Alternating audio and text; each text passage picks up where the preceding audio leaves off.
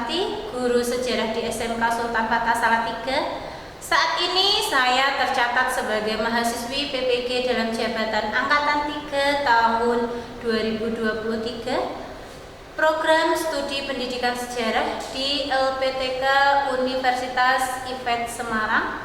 Hari ini Rabu 24 Januari 2024, saya akan melaksanakan praktikum pembelajaran dalam rangka PPL pada siklus kedua di kelas 10 akuntansi. Selamat menyaksikan. Assalamualaikum. Waalaikumsalam warahmatullahi wabarakatuh. Masih ketemu lagi dengan pelajaran sejarah ya. Oke, materi kita masih tentang kerajaan Hindu Buddha Indonesia. Oke, sebelum kita memulai kegiatan, silakan untuk ketua kelasnya dipimpin untuk berdoa dulu. Siapa yang berdoa mulai?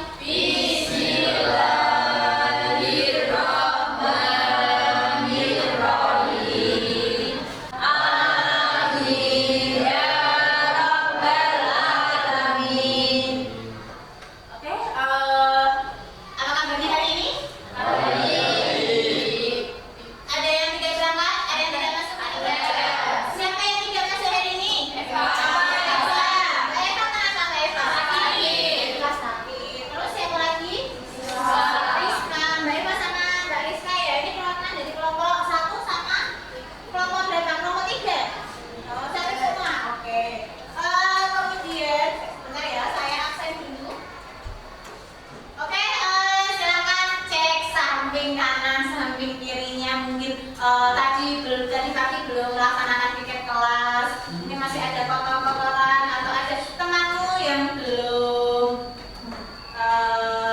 pakaiannya masih belum dimasukkan atau apa, sudah semua ya?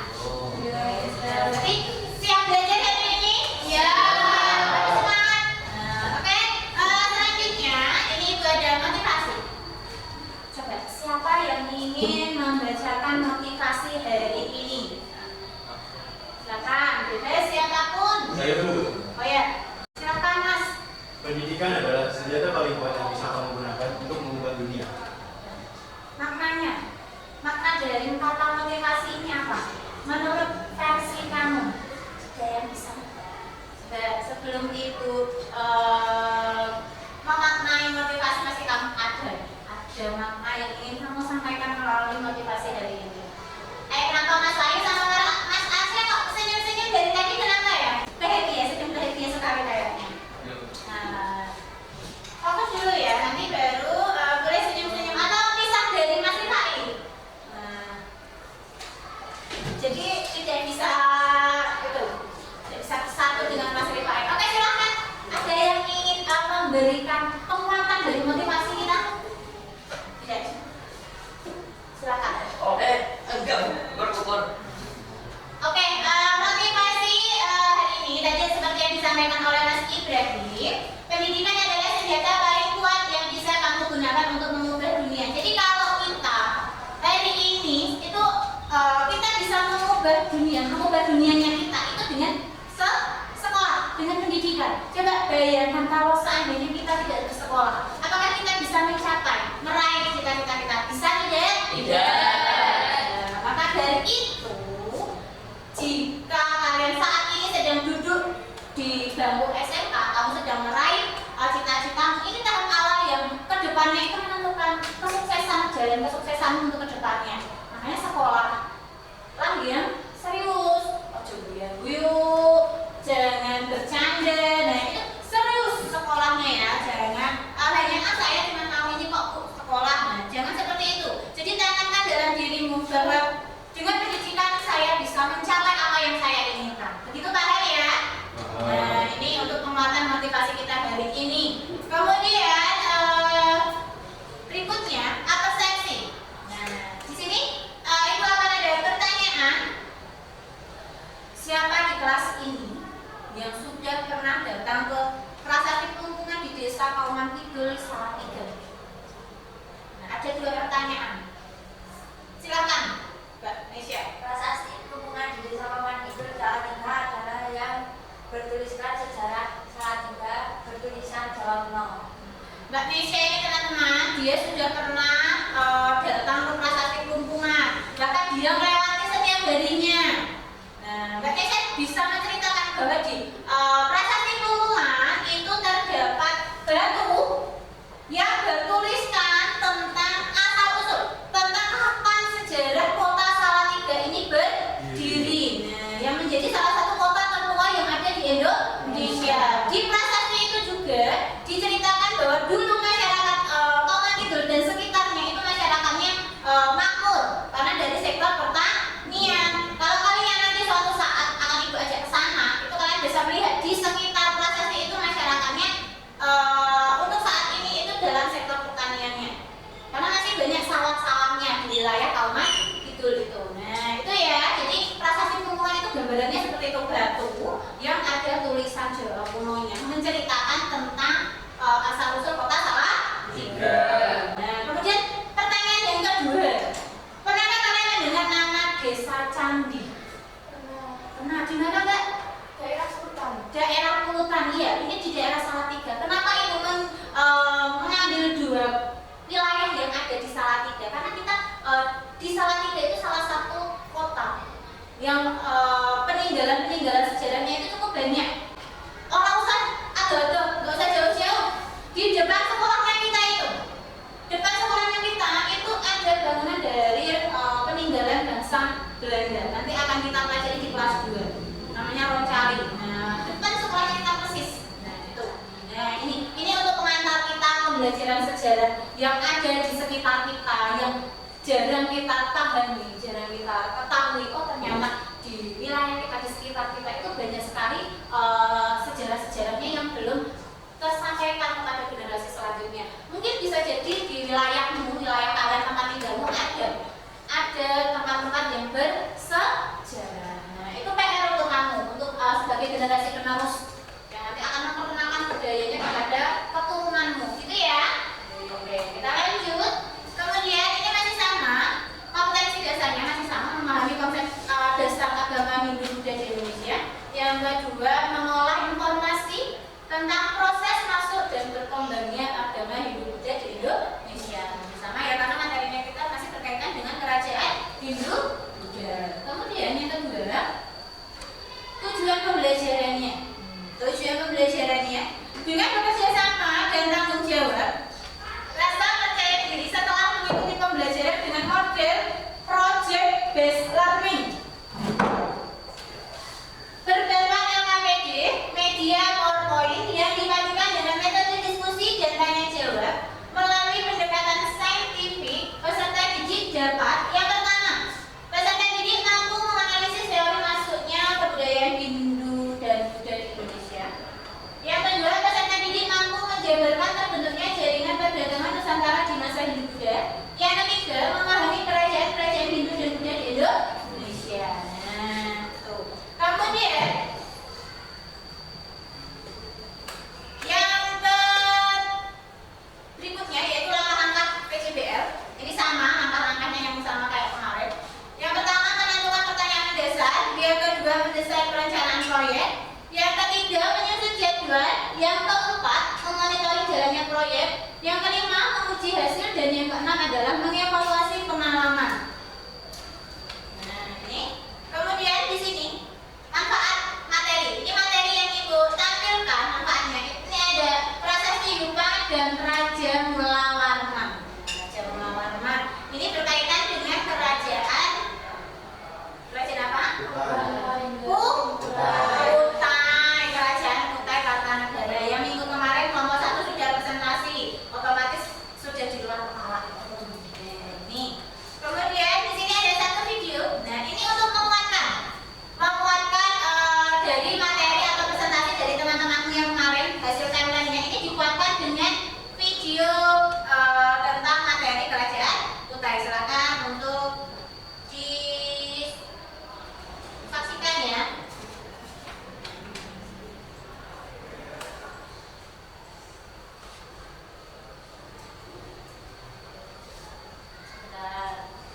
Sebentar.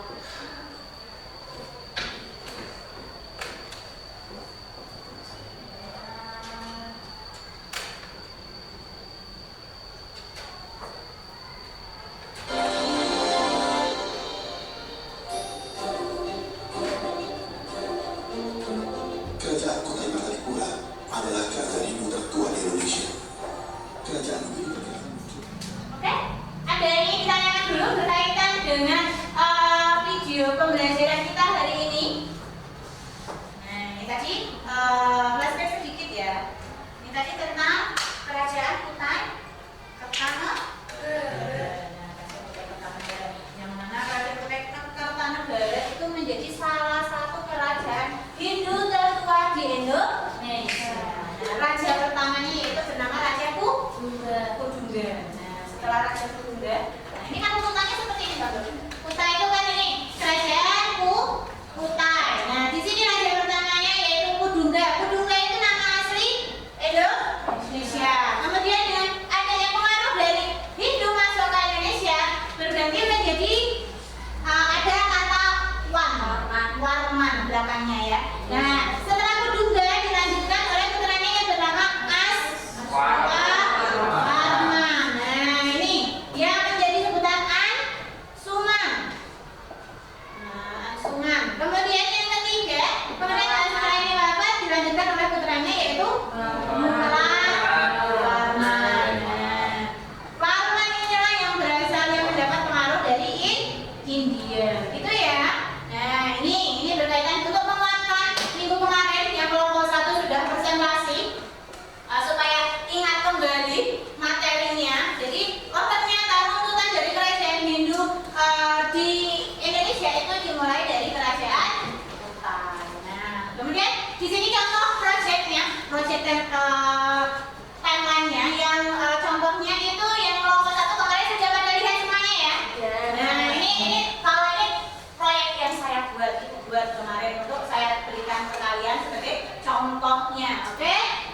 Selanjutnya sebelum kita masuk ke kelompoknya masing-masing ini, nah untuk menambah semangat kalian, jadi kita harus menyanyikan lagu dulu, menyanyikan lagu bukan Indonesia Raya, karena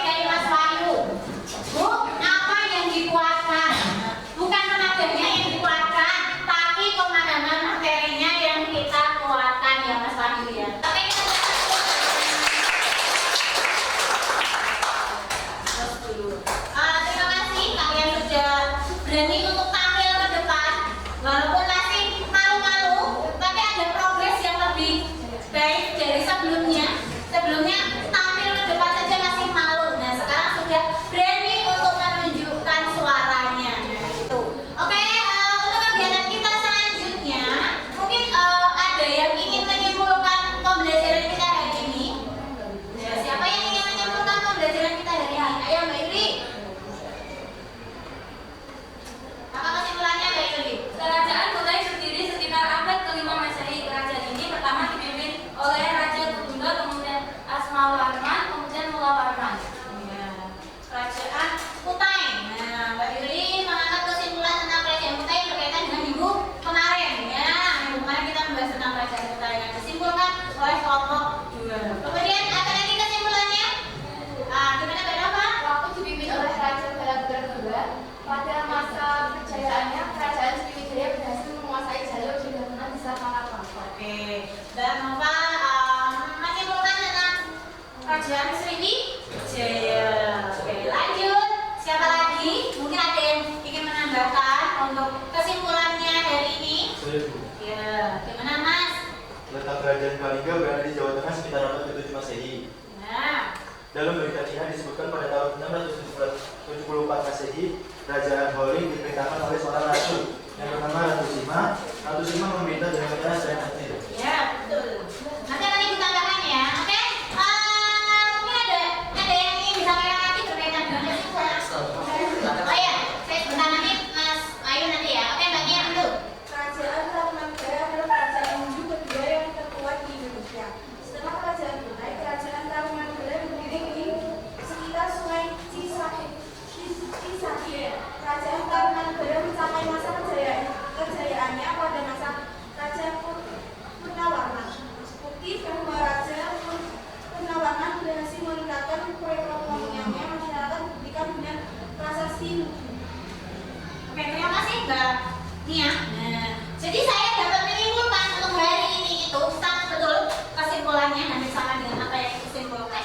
Tapi kesimpulan yang pertama adalah Kerajaan Kutai. Kerajaan Kutai itu kerajaan tertua yang beragama Hindu. Nah, yang dipimpin oleh Raja Kudunda. Kudunda itu berasal dari nama Indonesia asli yang pada saat itu belum mendapat pengaruh dari Hindu. Kemudian dilanjutkan oleh putranya yang bernama Aswawarman atau dengan disamakan dengan Ansuma.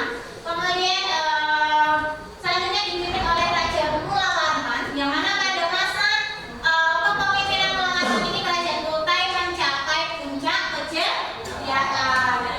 Itu yang mana Mulawarman mempersembahkan 20.000 ekor sapi atau lebih untuk diserahkan kepada kaum Brahmana untuk persembahan atau sesaji. Kemudian yang kedua Kerajaan Tarumanegara. Karena kita berbicara tentang 4 kerajaan, jadi ibu menyimpulkan hanya 4 kerajaannya saja. Nah, yang kedua adalah Kerajaan Tarumanegara. Kerajaan Tarumanegara ini kerajaan Hindu kedua setelah Kutai. Nah, puncak kejayaannya dipimpin oleh Raja Purnawarman. Tadi disebutkan di kelompok 4 tadi menyebutkan bahwa Raja Purnawarman membuat saluran Gomati. Nah, itu sesuai untuk memajukan atau meningkatkan perekonomian masyarakat yang ada di sekitar Kerajaan Tarumanegara. Kemudian kesimpulan yang ketiga yaitu Kalingga. Kerajaan Kalingga atau disebut dengan Kerajaan Holi itu berada di Jawa Tengah. Nah, dipimpin oleh siapa? Dipimpin oleh Ratu Sima. Ratu Sima ini terkenal ketegasannya, adil. Dia tidak pandang bulu.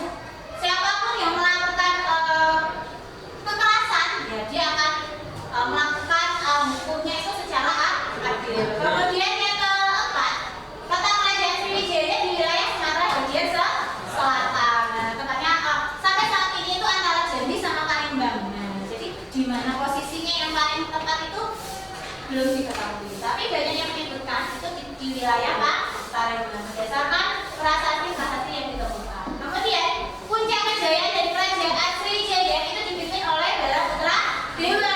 Balaputra Dewa itu dari dinasti Sailendra yang ada di Mataram kuno. Nah, dari dinasti Sailendra dia kembali lagi ke Sumatera. Nah, dia menjadi penerusnya raja di Kerajaan Sriwijaya. Kemudian mencapai puncak kejayaannya. Karena apa?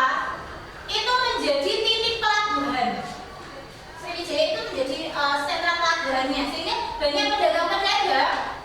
singgah di kerajaan Sriwijaya. Nah, Sriwijaya sendiri pun dapat menguasai jalur perdagangannya sampai ke Malaka. Nah, ini untuk kesimpulan kita hari ini. Ada yang ingin ditanyakan dulu?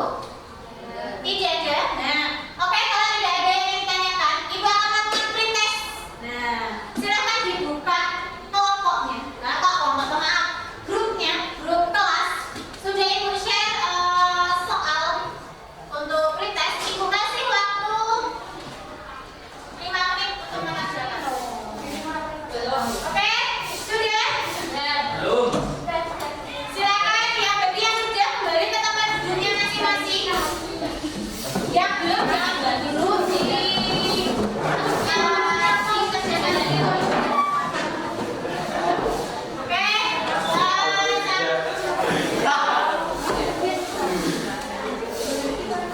Oke, refleksi. Sudah. Refleksi ya. Bagaimana perasaan Anda? Yang tadi mana yang belum Anda pahami? Alhamdulillah. Baik ya. Kemudian tangannya untuk pembelajaran berikutnya. Lebih fokus lagi. Lebih baik bisa bekerja sama bersama. Oke, jadi untuk tugas minggu depan berarti yang perlu kerja sama kelompok ya. Perhatikan berarti minggu depan. Nah, materinya kita yaitu masuk ke kerajaan Mataram, Kuno, Kediri dan Singosari.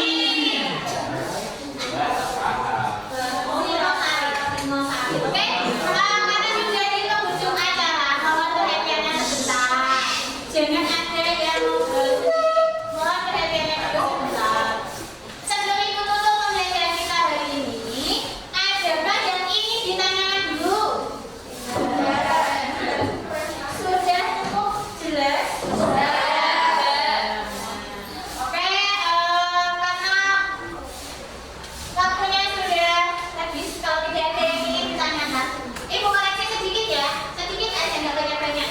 Ketika temanmu sedang melakukan presentasi, yang duduk atau anggota yang lainnya itu diperhatikan dulu. Karena pada dasarnya kalau kita berdiri di sini itu pasti grogi.